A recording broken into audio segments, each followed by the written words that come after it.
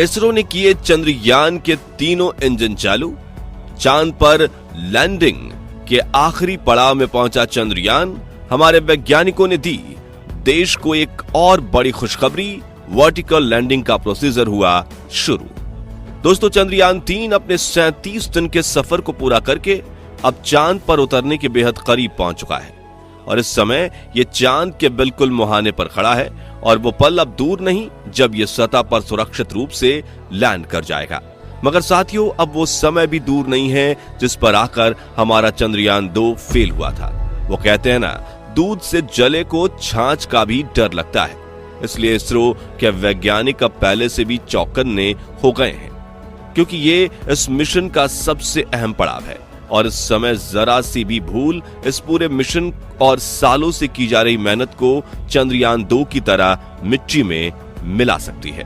असल में जब इसरो हॉरिजॉन्टल की जगह वर्टिकल लैंडिंग को अंजाम देने वाला है, जो काफी ज्यादा मुश्किल माना जाता है, लेकिन सवाल यह उठता है कि इसरो ने चंद्रयान के लिए वर्टिकल लैंडिंग को क्यों चुना।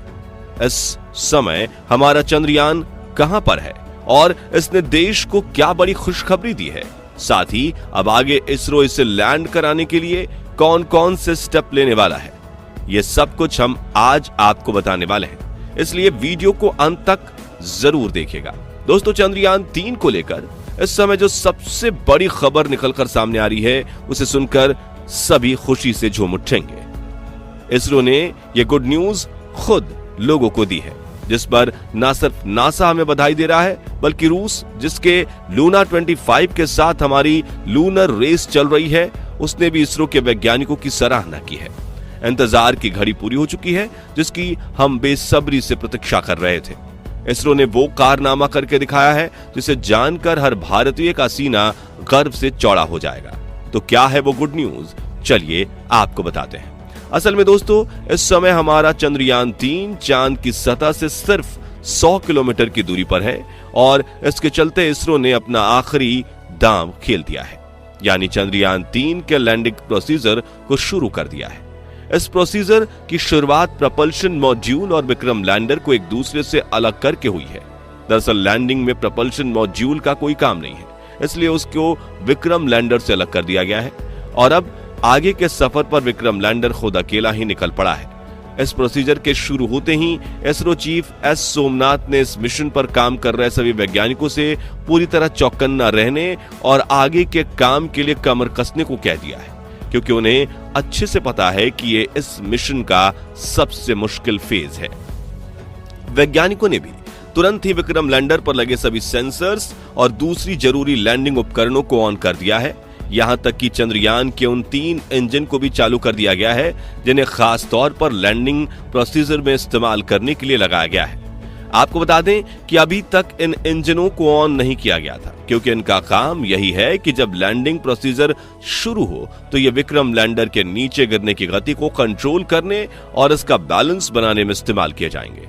दोस्तों, इस समय चंद्रयान 3 चांद की सतह की तरफ फ्री फॉल कर रहा है, यानी ये चांद की ग्रेविटी की मदद से उसकी तरफ बढ़ रहा है। लेकिन यहां हम आपकी जानकारी के लिए बता दें कि चांद की ग्रेविटी पृथ्वी के मुकाबले करीब 6 गुना कम है।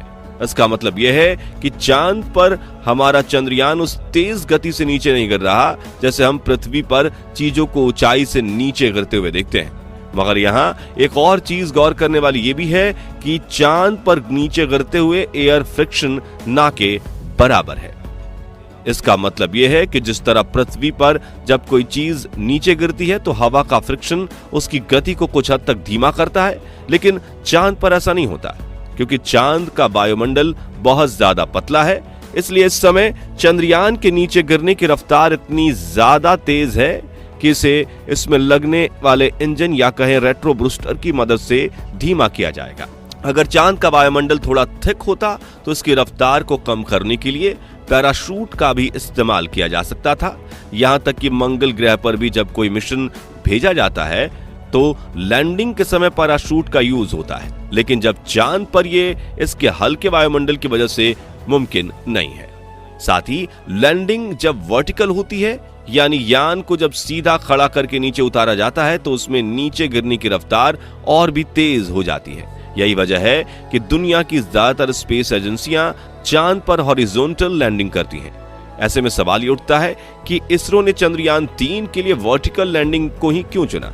असल में इसका जवाब है समय की बचत, क्योंकि हॉरिजॉन्टल लैंडिंग में यान के नीचे गिरने की रफ्तार काफी कम रहती है और उसमें टाइम भी ज्यादा लगता है। इसलिए कम से कम समय में लैंडिंग को अंजाम देने की खातिर इसरो ने चंद्रयान 3 को वर्टिकली लैंड कराने का फैसला किया है। वैसे इसकी एक वजह रूस का लूना 25 भी हो सकता है, जिसके साथ हमारे चंद्रयान की एक स्पेस रेस चल रही है। लेकिन इसके बाद में आधिकारिक रूप से कुछ भी नहीं कहा गया है। वर्टिकल लैंडिंग प्रोसीजर में एक दिक्कत ये भी आती है कि लैंडिंग के दौरान लैंडर के हर एक हिस्से को कैप्चर नहीं किया जा सकता। आपकी जानकारी के लिए बता दें कि चंद्रयान 2 का ऑर्बिटर इस समय अपने कैमरे की मदद से चंद्रयान 3 के विक्रम लैंडर की पल पल की खबर वैज्ञानिकों को दे रहा है। साथ ही वो इसकी लाइव तस्वीरें खींचकर इसरो को सेंड कर रहा है, ताकि वैज्ञानिकों को इसकी एग्जैक्ट पोजीशन का अंदाजा रहे। इसके अलावा नासा के टेलीस्कोप और सैटेलाइट भी विक्रम लैंडर पर ही पूरी नजर रखे हुए हैं। लेकिन वर्टिकल लैंडिंग में दिक्कत यही है कि यान का ऊपरी हिस्सा तो वैज्ञानिक देख पाते हैं, लेकिन निचले हिस्से को देखना पॉसिबल नहीं है। अब आपके मन में सवाल तो उठ रहा होगा कि वर्टिकल लैंडिंग करना ही कहीं चंद्रयान के लिए रिस्की तो नहीं? तो हम आपको बता दें कि हमारे वैज्ञानिकों ने विक्रम लैंडर में जो इंजन लगाए हैं वो बहुत ज्यादा पावरफुल हैं और इतने कैपेबल हैं कि चंद्रयान के नीचे गिरने की गति को बिल्कुल जीरो पर ला सकते हैं। साथ ही चंद्रयान में कई सारी आधुनिक सेंसर्स, कंप्यूटर सिस्टम, एआई और कैमरे जैसे उपकरण लगे हैं, जो हर हाल में इसे सुरक्षित लैंड कराने की काबिलियत रखते हैं। ऐसे में यह कहना गलत नहीं होगा कि हमारा चंद्रयान लैंडिंग के मामले में पूरी तरह से सेफ है, और इन्हीं सब चीजों की मदद से वैज्ञानिकों ने इसका लैंडिंग प्रोसीजर शुरू कर दिया है। हालांकि वैज्ञानिक रिलैक्स बिल्कुल नहीं हुए हैं और वो पूरे चौकन्ने होकर इसके हर एक मूवमेंट को देख रहे हैं, ताकि जरा सी भी गलती होने पर तुरंत कोई एक्शन लिया जा सके। दोस्तों, हमारा चंद्रयान इस समय ऐसे पॉइंट पर पहुंच चुका है जहां से हमारे वैज्ञानिक अगर चाहें तो इसे चंद घंटों के अंदर ही सतह पर उतार सकते हैं, ऐसा कई सारे एक्सपर्ट्स का मानना है। लेकिन इतने बड़े मिशन में जल्दबाजी करना एक बहुत बड़ी भूल साबित हो सकती है, क्योंकि इस मिशन पर ढेर सारा पैसा ही नहीं बल्कि भारत की साख भी दांव पर लगी हुई है, और कोई भी वैज्ञानिक ये नहीं चाहता कि जो गलती चंद्रयान 2 मिशन के दौरान हुई थी वैसा कुछ दोबारा घटित हो। इसलिए इसरो अपने पहले से तय किए हुए प्लान के मुताबिक ही आगे बढ़ रहा है, जिसके अनुसार विक्रम लैंडर में लगा कंप्यूटर सिस्टम इसे आगे के स्टेप के लिए गाइड कर रहा है। साथियों, गौर करने वाली बात यह है कि इसरो के जिस एआई का यूज हो रहा है वो बहुत ही ज्यादा एडवांस है, और यही चीज चंद्रयान 2 और 3 का सबसे मेजर डिफरेंस है। इस बार इसरो ने लैंडिंग प्रोसीजर को सफल बनाने में कोई कसर नहीं छोड़ी है। साथ ही हमारे वैज्ञानिक दिन रात लगातार इस पर नजर रखे हुए हैं, ताकि किसी भी तरह की कोई भूल होने की बिल्कुल गुंजाइश ना रहे। तो दोस्तों, अब वो दिन बहुत करीब आ चुका है जब हमारा चंद्रयान चांद की अंधेरी दुनिया में लैंड करेगा, और भारत का नाम इतिहास के पन्नों में हमेशा के लिए सुनहरे अक्षरों में लिख दिया जाएगा। वैसे आपको चंद्रयान और इसरो के इस कारनामे पर गर्व है या नहीं, हमें कमेंट करके जरूर बताइएगा। बाकी हमारी आज की इस वीडियो में बस इतना ही। वीडियो अच्छी लगी हो तो इसे लाइक और शेयर जरूर करना, और अगर आप चैनल पर नए हैं तो चैनल को सब्सक्राइब, और यदि आप फेसबुक पेज पर हैं तो पेज को फॉलो भी जरूर करें। मिलते हैं जल्दी ही ऐसी एक और वीडियो के साथ, तब तक के लिए गुड बाय।